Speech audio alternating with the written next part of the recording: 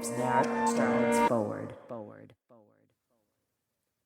This is Strides Forward, the podcast of stories about women and running, told one woman at a time. I am Cherie Louise Turner, your host and producer.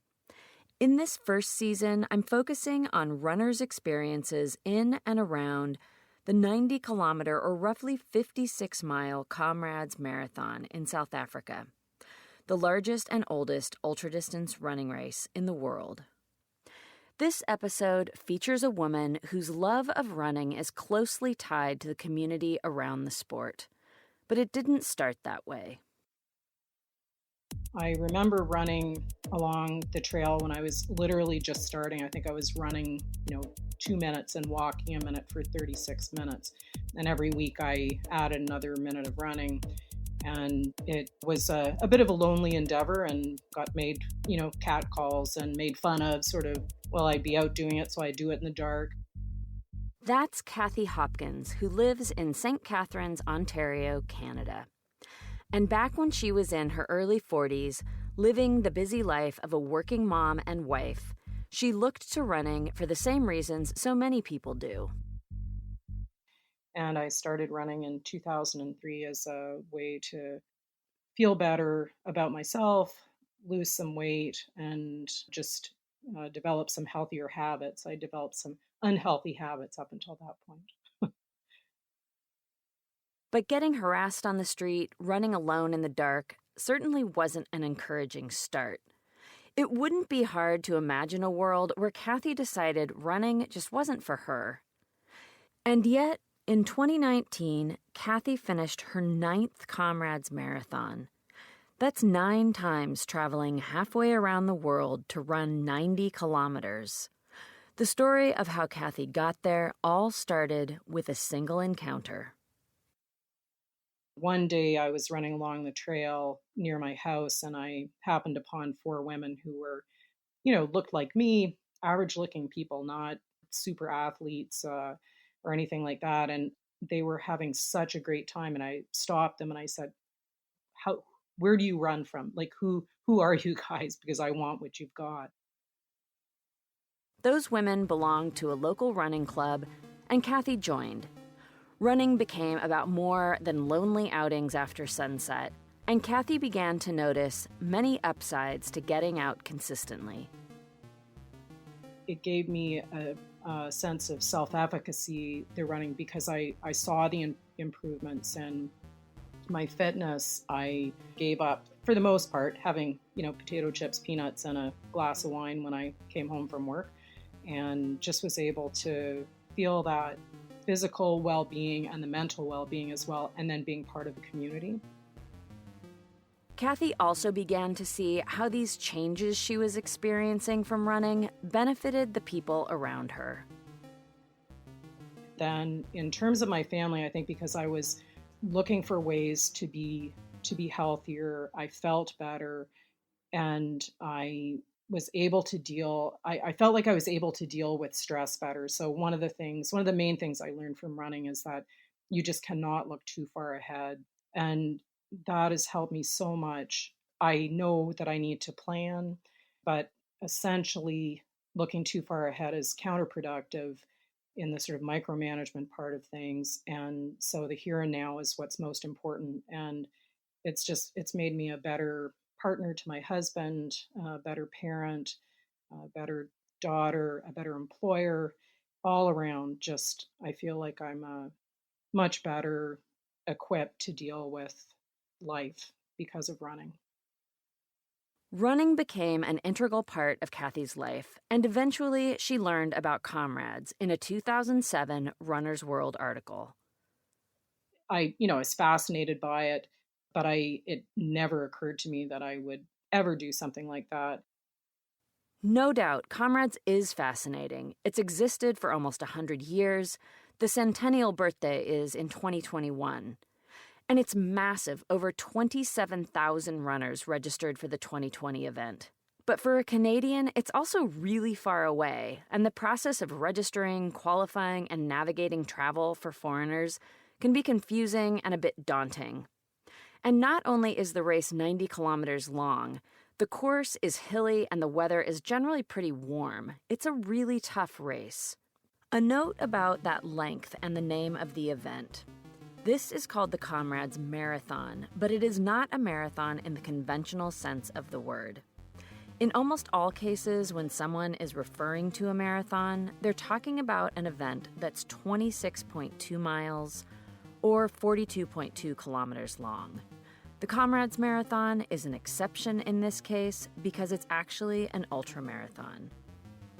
One other detail to know about Comrades is that the course goes between the coastal city of Durban and the smaller town of Pietermaritzburg in the hills. Each year, the race switches direction, making for up years when it finishes in Pietermaritzburg and down years when it finishes in Durban. Okay, now back to Cathy. After learning about this fascinating event, she met a couple through her running community that was set on getting to Comrades at some point during their running career. And when they finally decided to make the trip, they encouraged Cathy to join them. Note here, Cathy mentions American River, which is a popular 50-mile trail race in the Sacramento area of California. And she mentions Hal Higdon, a popular running writer and coach whose training programs are widely available. And in 2009, leading up to the 85th anniversary of Comrades in 2010, a friend of mine from my town and I signed up and trained that winter. Had no idea what we were doing. She had never run more than a marathon when we got to Comrades, and I think I ran American River that winter just so that I knew that I could be on my feet for that period of time. But that's basically how we got there. So we had absolutely no idea what we were doing. Found the Hal Higdon program online, followed that, and it was great. Now you may be thinking, this is a seriously difficult challenge. How could you possibly hope to get through it with no idea of what you're getting into? Non-runners, it's always tough. I mean, most people have, if you're not a runner, I think it can be difficult to sort of fathom how people do distance running. And really, it's not, I do tell people, it's not that difficult. It's something really that pretty well anyone can do. And so I just describe it as a around 90K run by the time all's said and done usually, and you have 12 hours to finish. Now, to say that just about anyone could do Comrades may seem like an overly generous statement, but it really isn't wildly off base. To cover 90 kilometers in 12 hours, you have to go at a pace that's just under 13 minutes per mile, which is a slow run or a brisk walk-run pace. You just have to keep at it for up to half a day on a course that's rarely flat, through the inevitable pain and very likely through a couple of moments of really wanting to stop. Comrades does seem to rest right on the edge of what is doable for just about anyone who has the desire. And why would someone have that desire to tackle Comrades?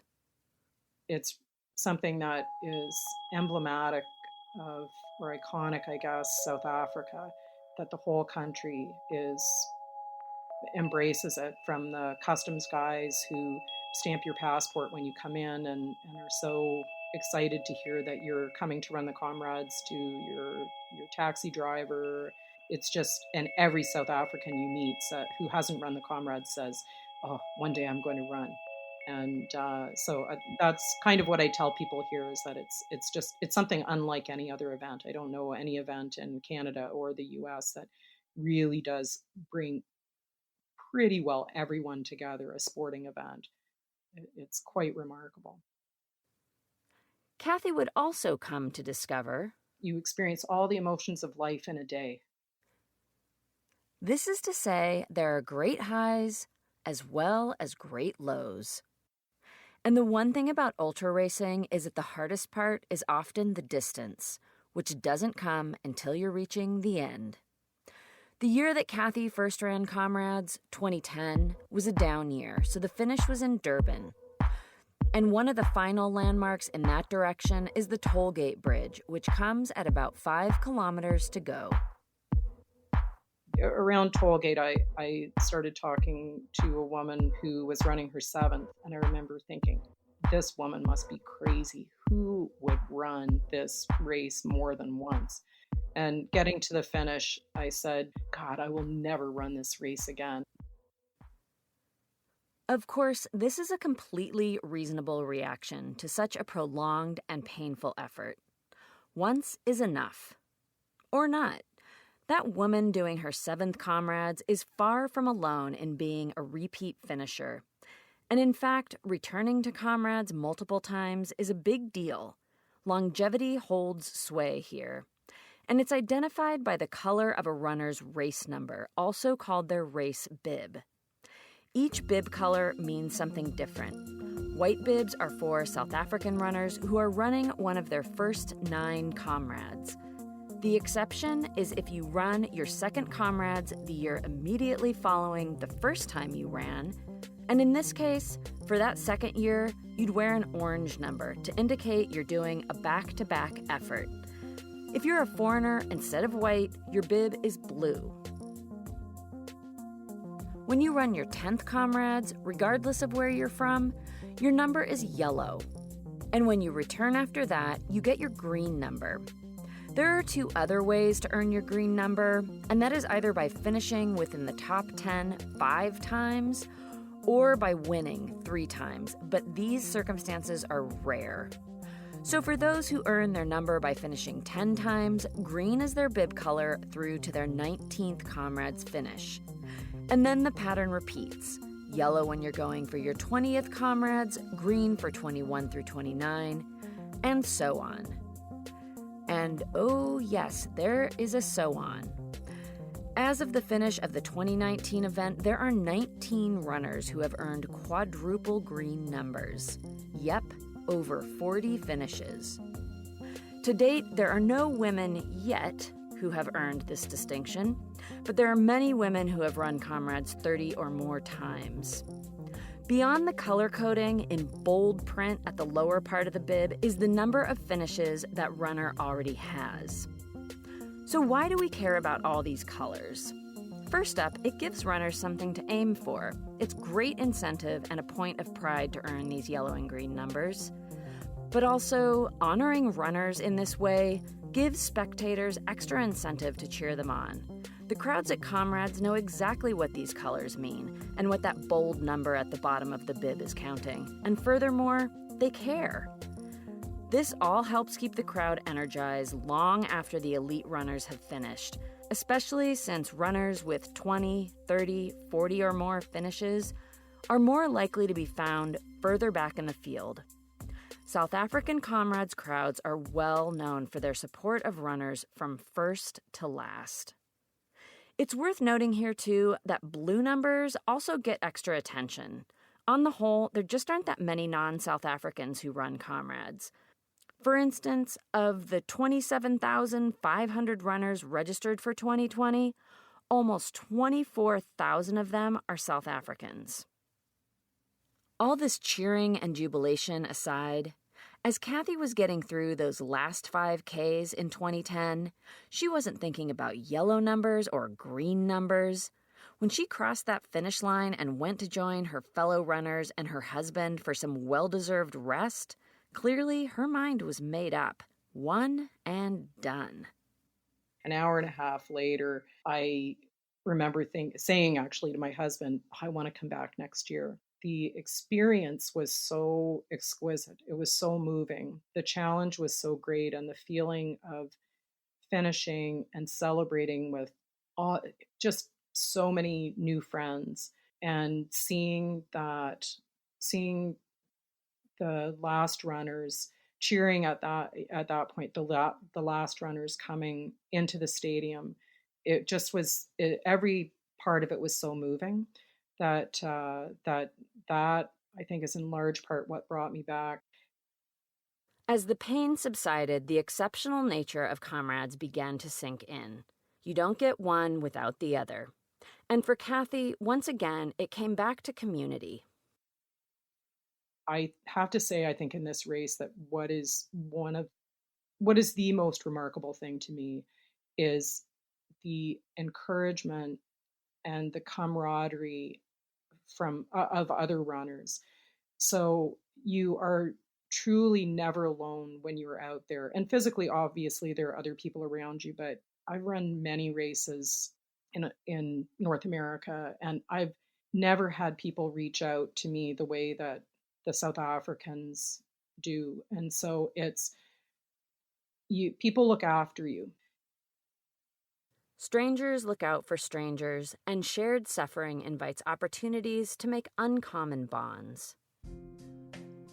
There are two people who sort of stick out in my mind, and the one was a few years ago on the up run, and we were going up Polly Shorts, which is just like a seemingly never-ending hill, and it was it's always a challenging part in the race. You're pretty close to the finish, but you're really not that close.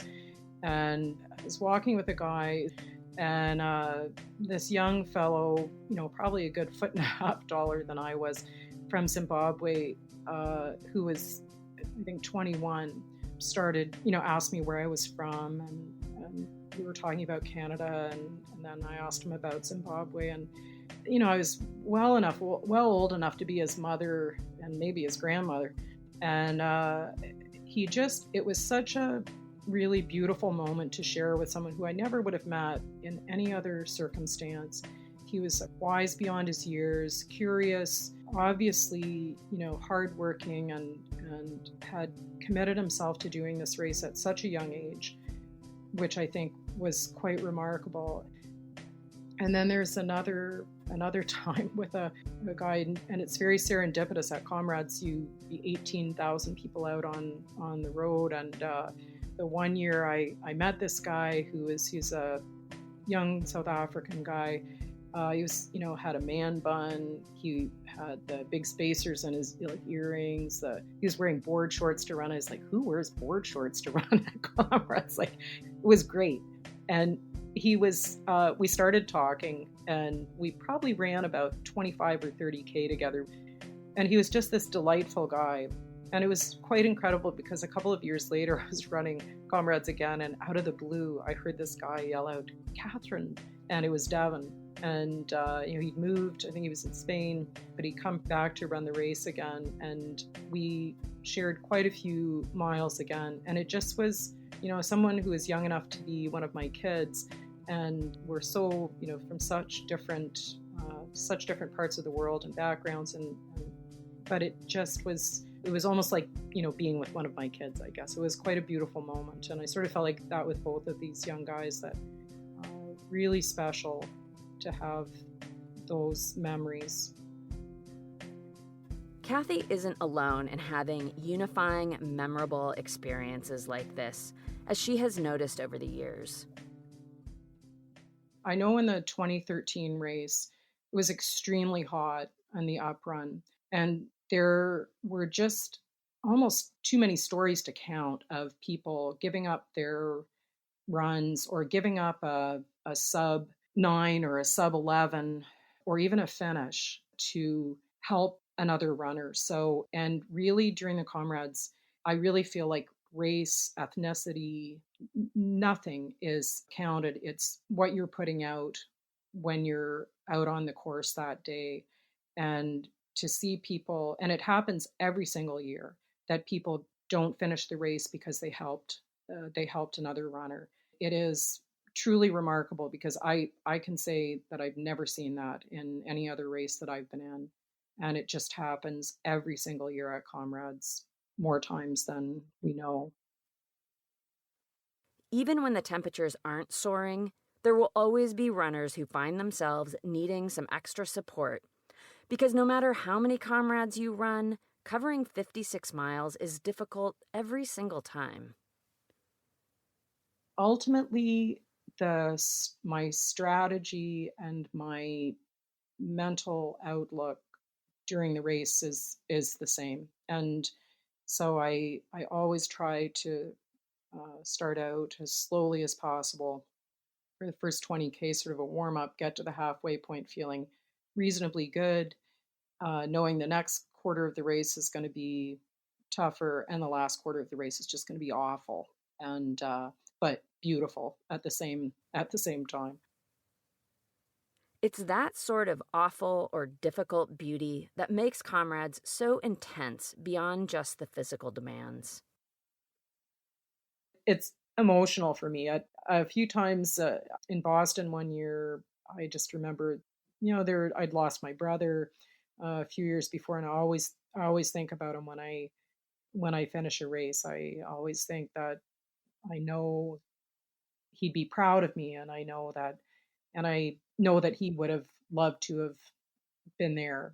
And so I think it's that sort of thing. And actually, I find in every Comrades, it's just a very emotional. The finish for me is really emotional. It's a relief, but it's also a moment of sort of celebration and kind of peace, I guess, as well.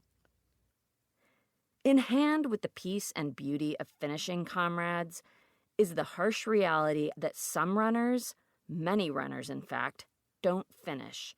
Or rather, they aren't counted among the official finishers and they don't get their finishing medal because they don't cross the finish line before the very strict 12-hour cutoff time.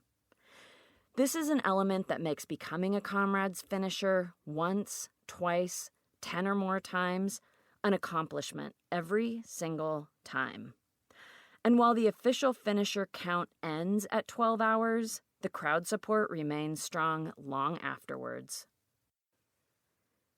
There is such love and warmth and encouragement and respect for the final runners. There's nothing like coming in towards the end, and there is just it is pandemonium, and much of it is other runners, supporters, regular people who don't have never run themselves, but are so have embraced the race so much. They are cheering you on to finish the race. I don't know anybody who hasn't shed a few tears watching runners coming into the stadium, almost bouncing like pinballs, like off the barricades as they're going in because they're having a hard time running a straight line, or being helped by other runners, or clearly looking like they've had a rough go of it. And if you cross at 12 hours and 1 second, you don't get a medal. And it doesn't matter if you're a half a stride from the finish, you just don't get that medal. And I think, we've all in our lives had, I think it speaks to people because I think we've all in our lives had times when we've almost made something, when we've almost achieved something and we haven't. And we realize how incredibly difficult that is to deal with, and that it's part of life. And people just keep, and then the people who keep coming in and keep running into the stadium even though they will not get a finisher's medal. So 5, 10, 15, 20 minutes after the race has finished, people are still coming, and there's so much love from the crowd. As another edition of the race ends, for the many racers like Cathy who know they'll be back again, it doesn't take long until the planning for the next year starts all over again.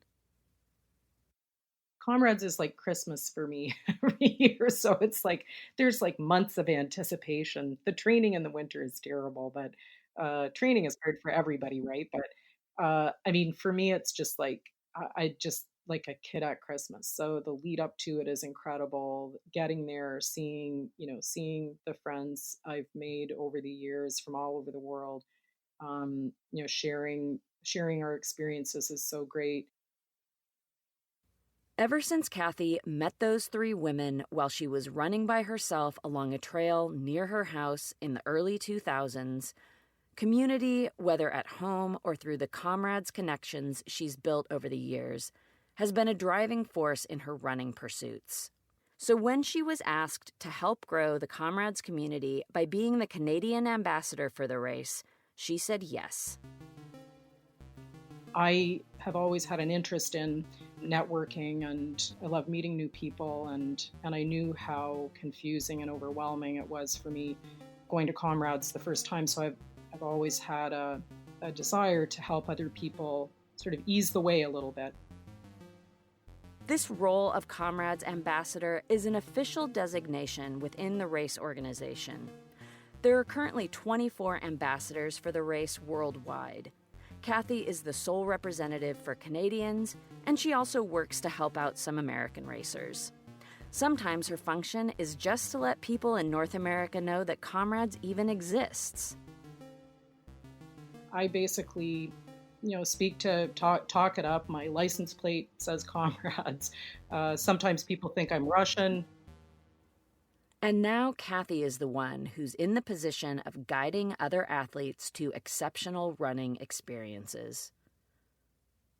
I think it's just the really wonderful, happy, euphoric, but poignant moments, I guess, that I get to witness, especially after the race is over.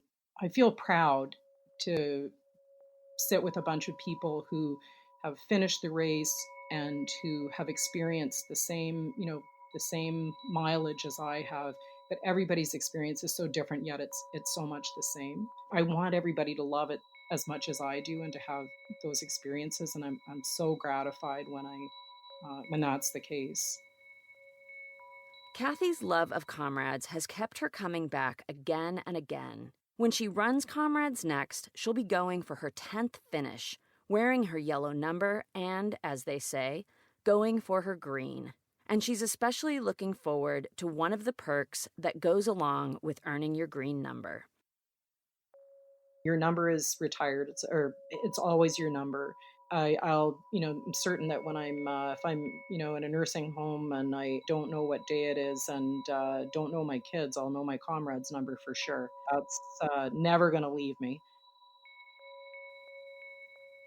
Cathy's had a long time to memorize that number because unless you skip the race several years in a row, which she never has, you'll keep getting assigned the same number you started with. And then after that 10th running, the number retires with you. It's yours forevermore. Cathy also enjoys being a permanent part of Comrades in another meaningful way. They have this incredible, it's called the Wall of Honor. It's about halfway along the course, up in the mountains in the Valley of a Thousand Hills. It's just stunningly beautiful area. And so as you're running along, there are these bricks on the side of the mountain, sort of, that with plaques, either green for people with green numbers or yellow for those without, and with your name, and that you can pay a very nominal sum, have your name up on this Wall of Honor. It seems like sort of an egotistical thing to do, and I guess it is, but it's kind of neat to see your name to see your name up there. This Wall of Honor is a beloved landmark along the course, and it serves a functional purpose as well. The interlocking bricks form a retaining wall, so it's literally part of the course. In addition to featuring runners who have paid for their space, the blocks at the beginning section of the wall feature all of the runners who have won the race.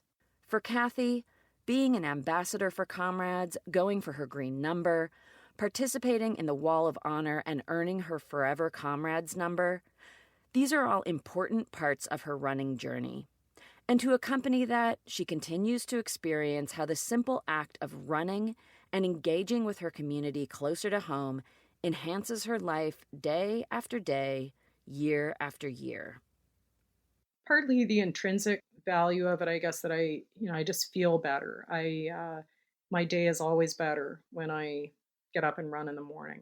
I am happier, I think. I feel physically energized and have those feelings of self-efficacy, I think, and that I said I was going to do something, I did it. I started my day by following through on that. And also the community aspect of it. So I run by myself probably 80% of the time, but the 20% of the time that I run with others, I just love. And it is that community of like-minded people that has made my life so much richer. Yeah, I can't imagine what my life would be like without running, without all the wonderful experiences, all the wonderful people I've met. because of it. And I hope that I'm still running till the day I die. That's my goal, is to keep it up. And that concludes Cathy Hopkins' story. For more information about this episode or about Strides Forward, please visit stridesforwardpodcast.com. One section you'll find there provides resources related to women and running. Each episode after the story, like right now, I highlight one such resource. This episode's highlighted resource is the Running on Ohm podcast, hosted by Julia Hanlon. The podcast features conversations Julia has with women who have committed their lives to endurance sports and the outdoors. There's also the Soul Sister series, where Julia and her best friend, professional distance runner Abby Cooper, discuss their own experiences and answer listener questions. All of the Running on Ohm episodes feature deep, real, inspirational, and empowering conversations that don't shy away from life's difficulties. I always discover great takeaways. An episode that stands out for me is Julia's interview with Molly Seidel, which was done in January 2020 before the 2020 Olympic trials. As always, I welcome you to please stay in touch. I can always be reached through the website, or you can find me on Twitter. I'm at Strides Forward. Thank you to Cathy Hopkins for sharing her story and also for being a great ambassador. I was lucky enough to meet Cathy and work with her on my very first trip to Comrades in 2019, where I was a spectator and my husband, who's a Canadian, ran. I can attest that a good ambassador like Cathy makes a world of difference. She helped make what could have been a confusing process very manageable and a lot of fun. I also want to thank U.S. Comrades Ambassador Patrick Gongson for his help fact-checking this episode. Thank you as well to April Mariner of Bonfire Collaborative for the logo and website design. You can find April at bonfirecollaborative.com. And thank you to Cormac O'Regan for the original music and sound design. And thank you to you, the listener. As always, I'm thrilled you're joining this podcast journey. Please subscribe and share with friends and family, and leave your thoughts in a review. Until next time, this is Cherie wishing you satisfying strides forward. Whoops, that strides forward. Hear Her Sports is a podcast for everyone who loves stories by and about women striving to improve and make a difference in their lives. I am your host, Elizabeth Emery, a former professional cyclist. In every episode, I introduce a female athlete or woman in the business of sport through a thoughtful conversation about who they are and the terrific work they're doing. My guests and I explore the glorious and frustrating issues in sports, history, equity, training, nutrition, and so much more. Join us for inspiration, for community, and for love of being a strong, athletic woman.